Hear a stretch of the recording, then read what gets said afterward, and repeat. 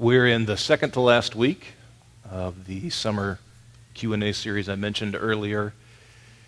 And specifically, we are in the second week of dealing with this question that I was asked. It's an election year, so what's the Bible have to say about the intersection of Christianity and government and politics? That video you just saw is the first couple of minutes of a documentary done just a few years ago by a Christian man entitled, "Lord, Save Us from Your Followers, Why the Gospel of Love is Dividing America." And I would highly recommend it to any of you. You can find it posted for free on YouTube. In fact, if you check our website later today, I will post the first part of it from which you can watch the rest. Last week, we started looking at one of two passages in the New Testament that deal very directly with the issue of Christianity and government and politics. There is Romans 13, verses 1 to 7. Really, it runs through verse 11. But the passage that we chose, you find in 1 Peter chapter 2, beginning in verse 11. And I'd like you to recall some of the things that we discovered last week about these first Christians and how they understood the Christian faith to interact with government and politics. And if you weren't here last week, this will get you up to speed on what we've talked about so far. These first Christians would say very clearly that agreeing with or condoning or even liking the government has nothing to do with respecting or obeying it. They would say that every government in every era of human history is deeply and irrevocably and spiritually flawed. A biblical view of government and politics would say that Christians don't change culture or policy through force. In fact, really bad things happen when Christians use or have too much force in any country or any culture. Christians should be their culture's moral conscience. That is, we help the government define what's wrong. And we have to be wary of replacing the role of the church with the role of government. We ended last week by talking about what is really kind of the basic premise or idea in the New Testament about Christians and government and politics and country. And it's stated very simply in Philippians chapter 3, verses 20 and 21, where we are told that we are citizens of heaven. We are not citizens, really, of any earthly entity. And from that, you can extrapolate that ultimately our allegiance is to God and Jesus. It's not to any country or government or politics. We look to God to define what's right and wrong, not to the government, not to any one country or culture. We assume that all good things like peace, equity, generosity, justice, honesty, love, you go on down the list, they require God's presence and influence. Therefore, no government is ever going to do really well at encouraging those things. And last, the Bible would say, because we are citizens of heaven, you have not been home yet. You have not met your king yet. You have not found your homeland yet. And so it's okay as a Christian person if you don't feel like this country or any country in which a Christian might live is necessarily your home, a place where you fit in really well. As you remember those big ideas from last week, perhaps you feel what was the single biggest, single most common idea that I was emailed this week after last week's message. And people said it differently, but it really was one thing. And it was this: those ideas are subversive. Do you know that word? Those ideas, the longer you think about them and the more you try to actually put them in place in your own life and your own perspective, the more they pull at the strings of how most people live and do things. They're subversive. And they're intended to be. That's how truth works. The Bible and Jesus and what Jesus taught is subversive. It is supposed to radically change us, and the way that it does it is over time. It's like an infection, the very best kind of infection. It starts small, and it spreads out. And eventually, it covers your entire life, and it influences every way that you see things. And yes, those ideas from Romans 13 and 1 Peter 2 are subversive about politics and government. They are. They will force you to react to them. And they will ask you to fundamentally change what you think about those subjects as a Christian person. So if you feel that as you think about these things, you're probably right on par. That's what's supposed to be happening. So let's return to this passage that we are calling home in 1 Peter 2 for these 2 weeks that we're using to address this question. Peter writes to the Christian church in the capital city of the Roman Empire, Rome, "Beloved, I urge you as aliens and exiles to abstain from the desires, from the evil inclinations of human nature that wage war against the soul. Conduct yourselves honorably among the non-Christians, so that, though they malign you as evildoers, they may see your good deeds and honor God when he comes to judge. For the Lord's sake, accept the authority of every human institution, whether the emperor as supreme or the governors as sent by God to punish those who do wrong and to praise those who do right. For it is God's desire that by doing right you should silence the ignorance of the foolish. As servants of God, live as free people, yet do not use your freedom as a pretext for evil. Honor everyone. That is, love the family of believers, fear God, and honor the emperor." Last week, we talked about those portions of 1 Peter 2. All those principles I just read through for you are derived from those verses. Well, we're not done yet because there's some space, there are some sentences, there's even the introductory paragraph that we haven't talked about yet. And that's what we're going to spend today doing. And hopefully in doing so, we will complete the picture of what a biblical view of government and politics should be. So here, if you were to pull out of this passage the phrases and the sentences that we haven't talked about yet, here they are on one screen. They are verses 11 and 12, and then Peter comes back to the idea he mentions in verse 12 in verse 15. And let's start here. If you were to look at those verses and you were to pull out the central ideas of each of those verses or sentences, what would they be? Let me do that for us. St. Peter writes to these Christians in Rome and says, you need to realize you're foreigners. You're exiles. You need to realize that regardless of whether or not you actually are a Roman citizen, many of the people who received this letter would have been, because it was the capital city of the Roman Empire. Odds are there are a lot of people in the church in Rome who were not Roman citizens. They could have been slaves. They could have been imports from elsewhere in the Roman Empire. He says regardless. Don't care if you're a Roman citizen or not. You need to understand, Christian person, that you ultimately are a foreigner. You are an alien or an exile, regardless of your citizenship status in the Roman Empire.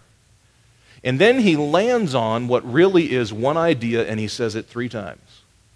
He says, because you're a foreigner or an exile, conduct yourselves honorably among the non-Christian people around you. That word honorably means that Christian people should conduct themselves in a way that is more excellent or commendable than the people around you. He says, next verse, that We want to do that so the people around us will see our good deeds and honor God. And then in verse 15, he returns to the idea and he says, "For it is God's desire that by doing right, you should silence the ignorance of the foolish," a phrase we'll talk about later. So if you were to take these big ideas and push them all together, how would you summarize those things? How about this? In addition to everything we said last week, the single biggest second piece that you have to put in place when you allow the Bible to inform the way you look at politics and government and culture is simply this.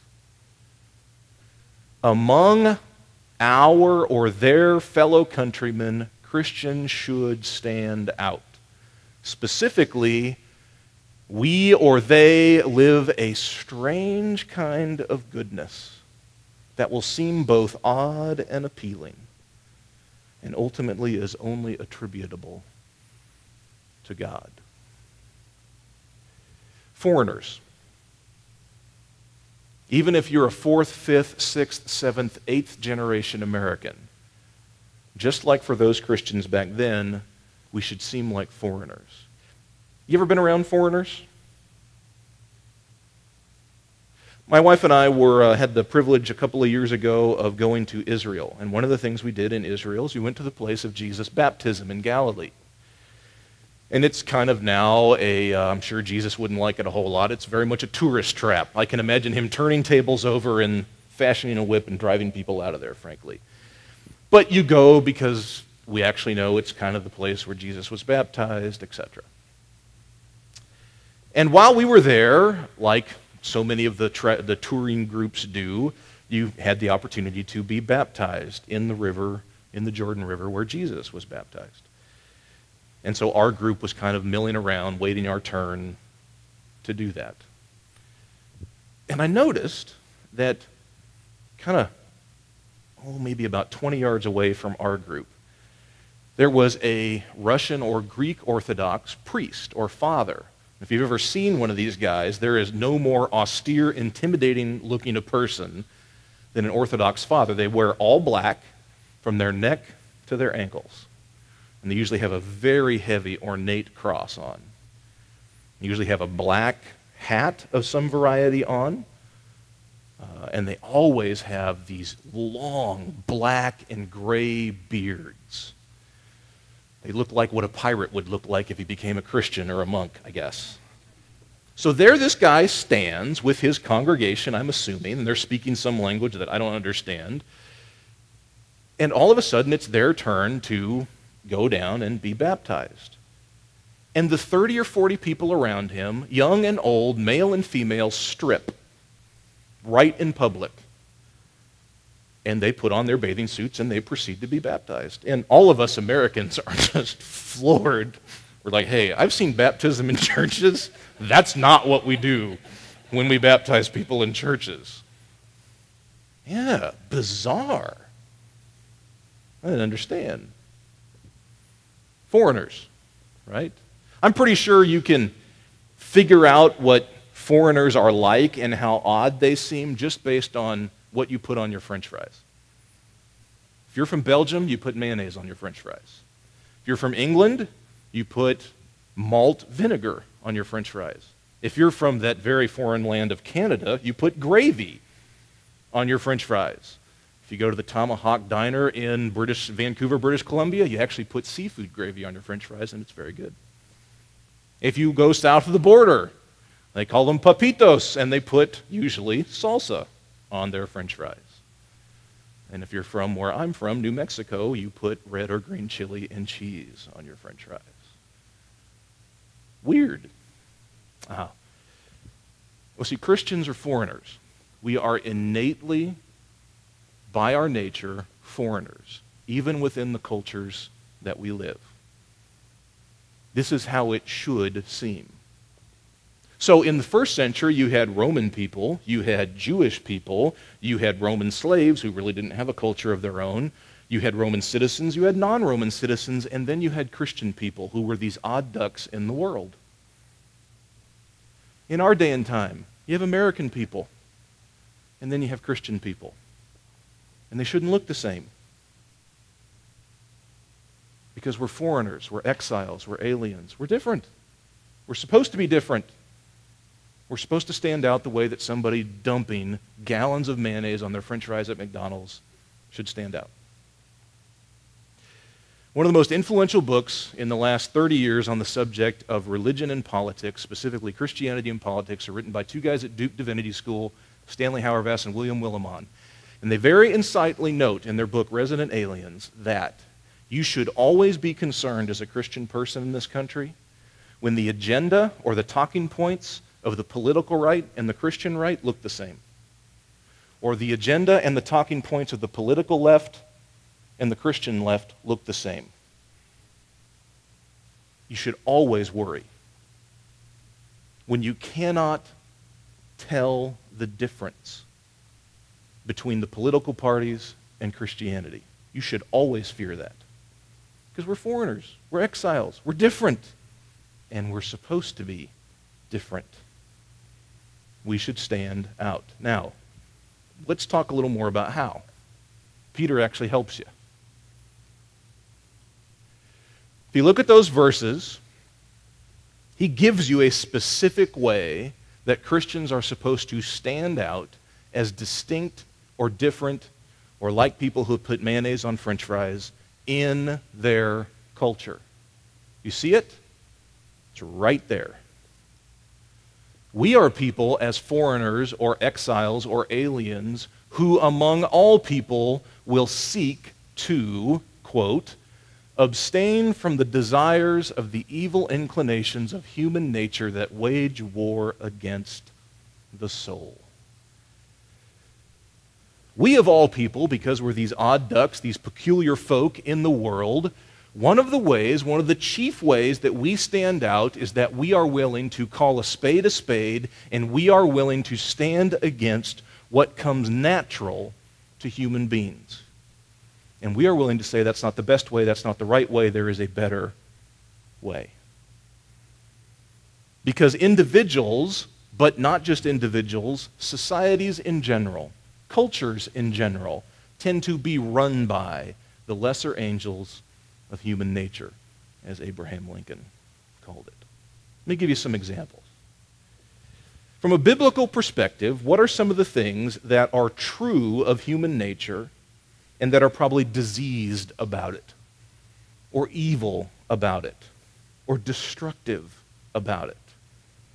Well, one of the things that is deeply deformed about human nature is what theologians for the last 150 years, even Friedrich Nietzsche called it this: the will to power.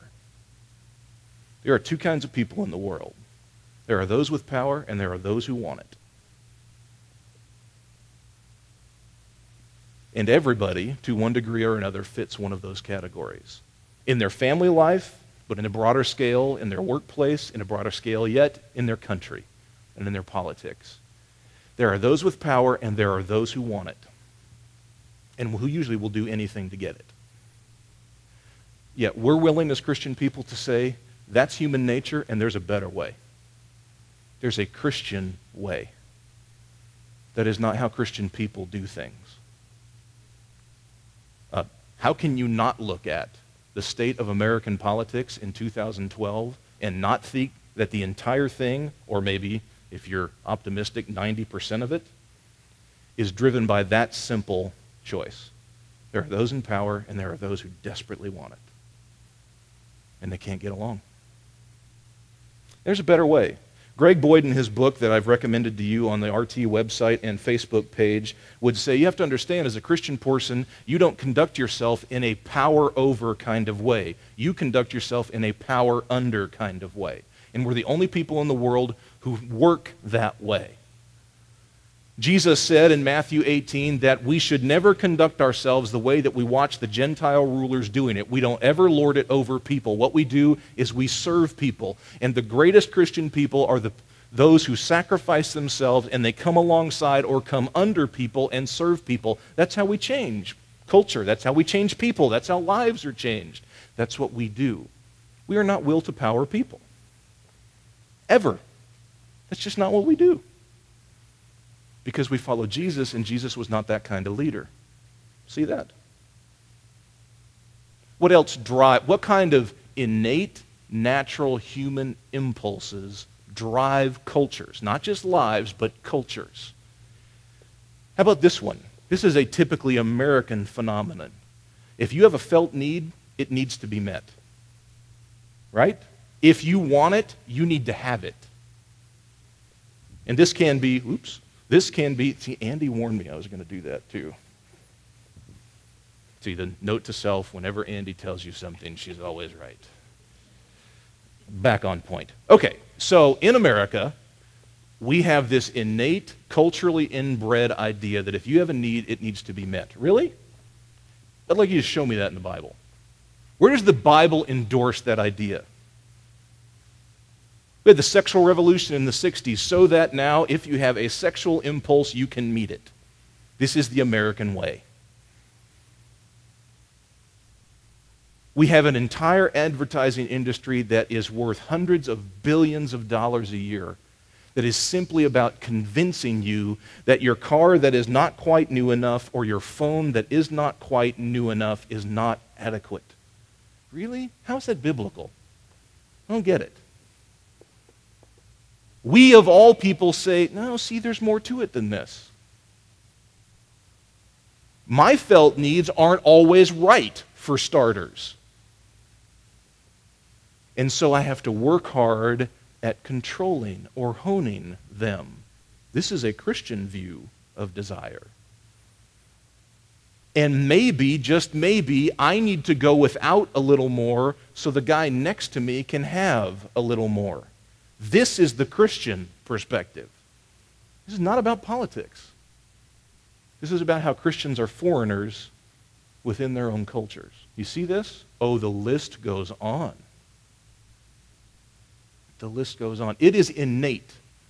I'll give you one more example. It is innate in human nature, according to the Bible, that we are divided and we distrust each other.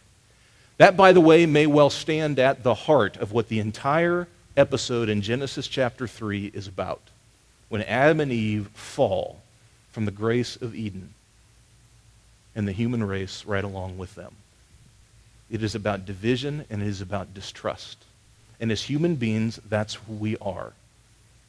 The only people we tend to like are the people who are close to us or like us. And the people who are not like us or we don't understand, we don't like. We don't trust. We divide. Hello, politics 2012. You hear it? How is this not Congress right now? This is not the Christian way. We are told explicitly in Ephesians chapter 2, verses 11 to 22, that as Christian people, we believe Jesus came to break down that wall of hostility that divides us. And so that now, I may not understand you. You may be a person who puts salsa on French fries, and I may like spicy hot mustard on mine. And yet, you know what? I don't allow that to divide me from you. We of all people are people of peace. As the Beatitude says, blessed are those who make peace. That's the role of peculiar, odd Christian people in the world. In our cultures, we are peacemakers. You get it? You and I live in a country, just like Christians in every culture of every time, we live in a country that is marked by innate human nature and impulses, and they run amok unchecked. We, of all people, are the ones who say, we will chart a better course. We have a better way. And just because it feels innate to you doesn't make it right. Let's listen to Jesus and seek to follow and apply what he said instead. As Christian people do this, as foreigners within their own culture, there are certain things that should happen. We can anticipate from Peter's instructions in 1 Peter 2 that there are going to be two discernible effects of Christian people living this way. Do you see them? Here's number one. We'll do the second one first. As we live as foreigners who obey a different ethic and look at the world a different way, we should be those who, quote, silence the ignorance of the foolish. That's a phrase that you parents may not use against your children. Teenagers, yes. Children, no. That's a great biblical phrase. Oftentimes in the letters of the New Testament, you will find this kind of language where in one little phrase you have a lot packed in. Our goodness as foreigners within our culture is supposed to, quote, silence the ignorance of the foolish. Who are the foolish? The other people around us in the culture, Peter means. What are they ignorant about? They're ignorant about what really makes life work. How they, not just as a person, but as a people, can get along and thrive together. They're ignorant about that. They don't understand. Culture is a bad teacher. Christianity is a better one. And so, what we say and how we live, how we conduct ourselves, it silences the ignorance of the foolish around us. You can say it this way. We know that as we seek to live as foreigners in our own country, that we will expose the deficiencies of the culture around us, and we will offer a far better alternative. Have you lived long enough as an American to figure out that our country has no idea how to fix its problems? I must be going through my midlife crisis because I'm there. You don't have to agree. I don't care who the leader is. I don't care who gets elected. Fundamentally, our society doesn't know how to address its most basic needs. It doesn't get it. It is the ignorance of the foolish.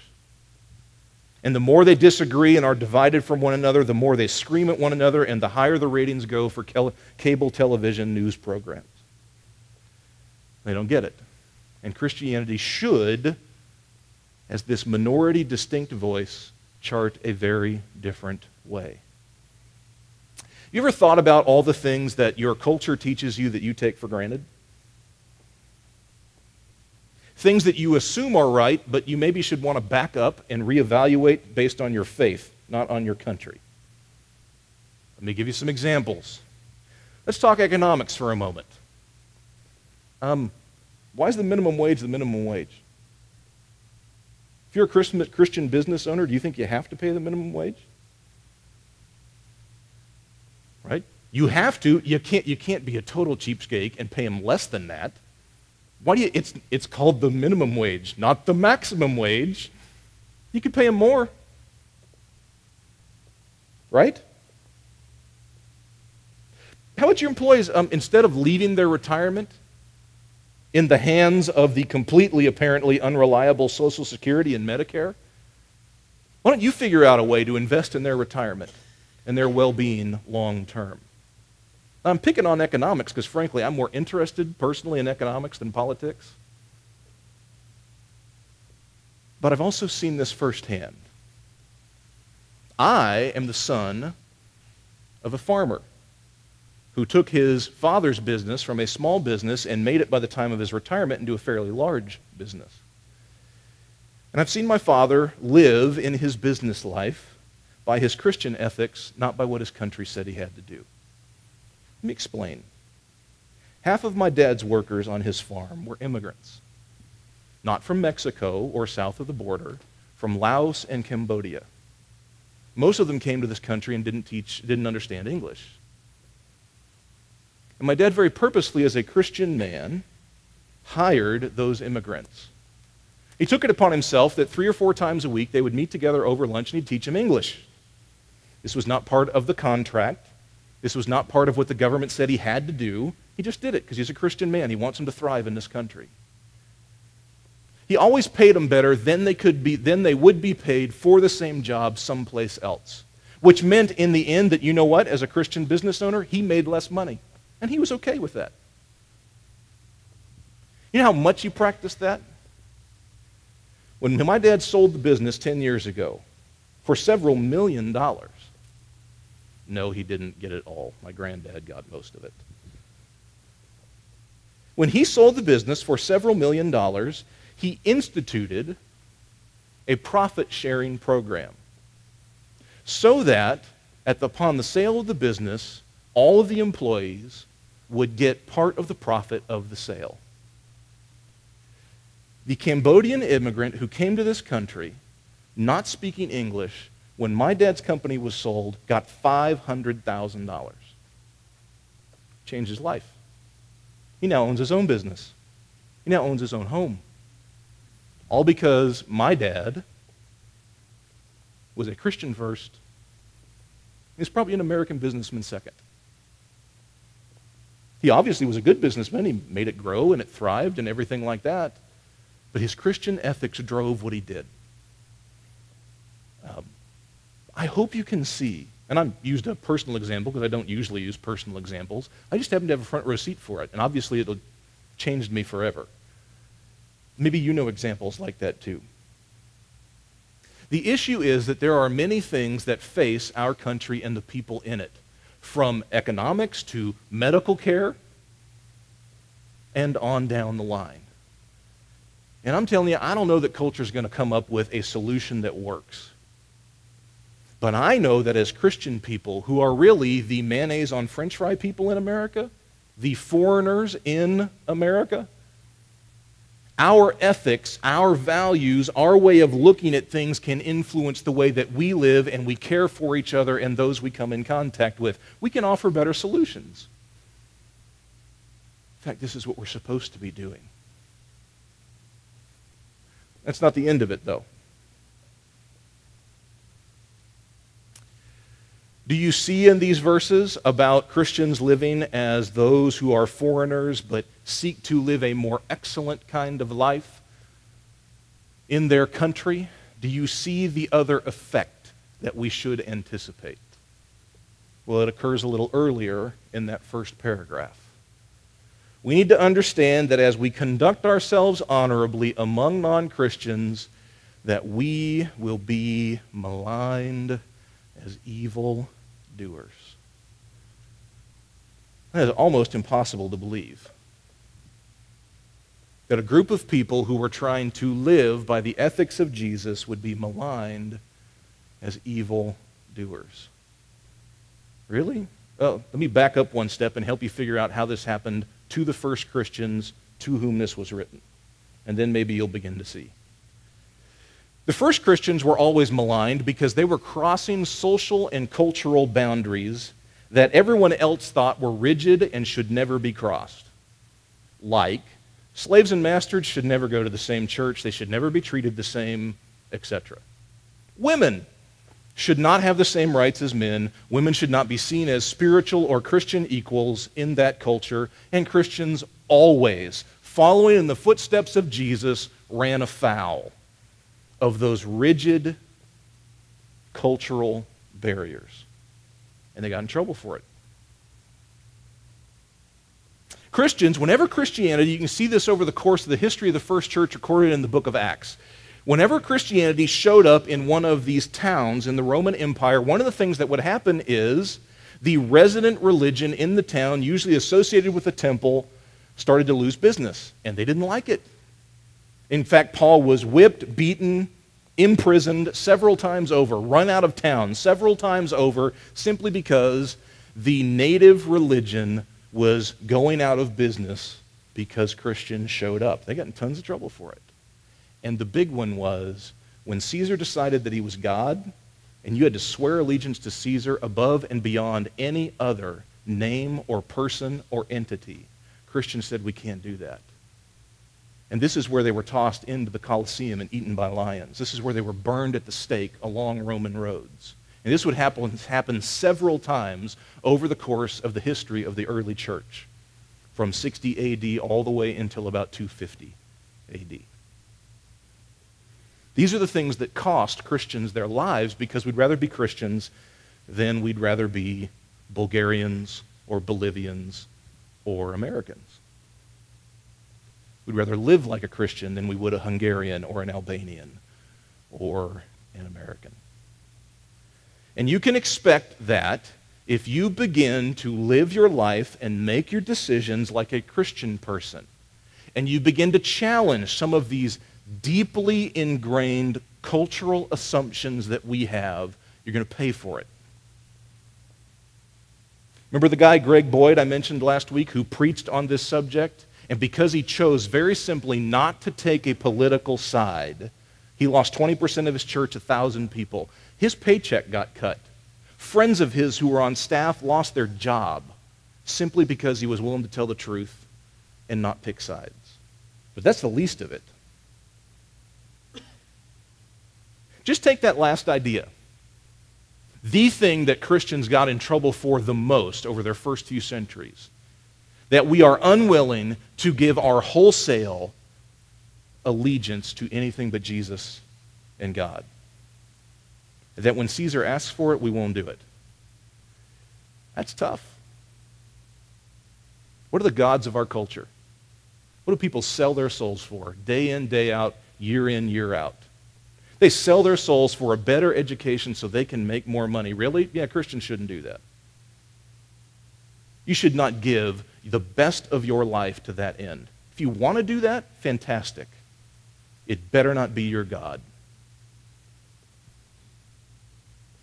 We believe, as American Christians, that if we can just, or as Americans, if we can just get ahead a little bit, and we can make that move from the urban neighborhood that is getting older and more ethnic out to the suburbs, then all of a sudden our kids will be better. They'll behave more. They'll get a better education. Really? Weren't the 1980s in this country defined by that purpose, by that deity, by that God? Really? It shouldn't be yours. Does not work. Your political party should not be your God. That needs to stop. You're a Christian. You're not a Republican. You're not a Democrat. And please stop talking about being one of those two things the same way you talk about being a Christian. They don't compare. And I don't care if that gets me in trouble for saying it. Because my ancestors in the faith got in way more trouble than I ever did for making choices like that. You see that? Our conception of what's right and just and good and caring and loving will sometimes run afoul of what the culture around says. And we have to be okay with that. Now, you'll notice over the course of these 2 Sundays talking about politics and Christianity and culture and government and all that, I have very on purpose not talked about some specific questions.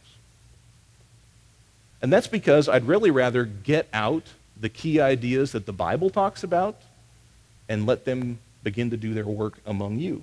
And you don't have to use them the same way that I do. That's okay. But just to end today, how do you think everything we've talked about the last 2 weeks would influence your answer to that question? For starters, you're going to care a lot less about it. I don't know how you could have listened to what Peter has to say in 1 Peter 2, 11 to 17, and not think that among all people in America for the next few months, ramping up to the November elections, we need to be the people who extract ourselves from the hype machine. Yeah, we're not going to do it. All this messianic talk about the next presidential savior, yeah, we're going to extract ourselves from that conversation, thanks. We don't buy it. Because that's not our God. And that's not the way we do things. See that? How about this? Novel thought. When you go into the voting booth, don't vote for the person who serves your interests the best. Vote for the person who serves somebody else's interests the best. I think Jesus talked about that at some point, didn't he? That you treat other people the way that you want to be treated, that you love your neighbor the way that you love yourself. Guess what? Stop making your voting habits about you. Make them about other people. Then you're starting to vote like a Christian. And how about this? Why don't we, among all people, begin to insist that our politicians behave better? Because whatever this is, it ain't working. Why don't we say as Christian people and model for them in our behavior, gulp, we don't do that really well either. Why don't we model for people, hey, you don't have to agree. It's okay that Republicans and Democrats don't agree. Fine. It doesn't mean you get to have a hissy fit and go stand in your corner and not talk to each other. No. We as Christians don't believe that. We don't behave that way on our best days. And we in church should not treat other Christians and other churches and other Christian groups that way. We don't do that. This is the kingdom of Jesus, not the kingdom of earth. We have a better way. Let's be people who ask that. Of our culture, let's be people who model that for our culture. How do you think everything we've talked about the last 2 weeks would make you think about this? What do you think about the separation of church and state? The First Amendment to the Constitution. Are you kind of glad it's there? I am, but maybe not for the reason you think. I'm glad the First Amendment's there not for the sake of the state. I'm glad it's there for the sake of the church. So the church never confuses itself with the goings-on of government or policy or law. The First Amendment protects us. It doesn't just protect the government. And last, how did you feel about your country becoming less and less Christian? Okay, that's a problematic question. I touched on that last week. When exactly was this country overtly and ethically Christian? But leaving that aside, you're exactly right. In this country right now, there are less and less people who identify themselves as Christian people.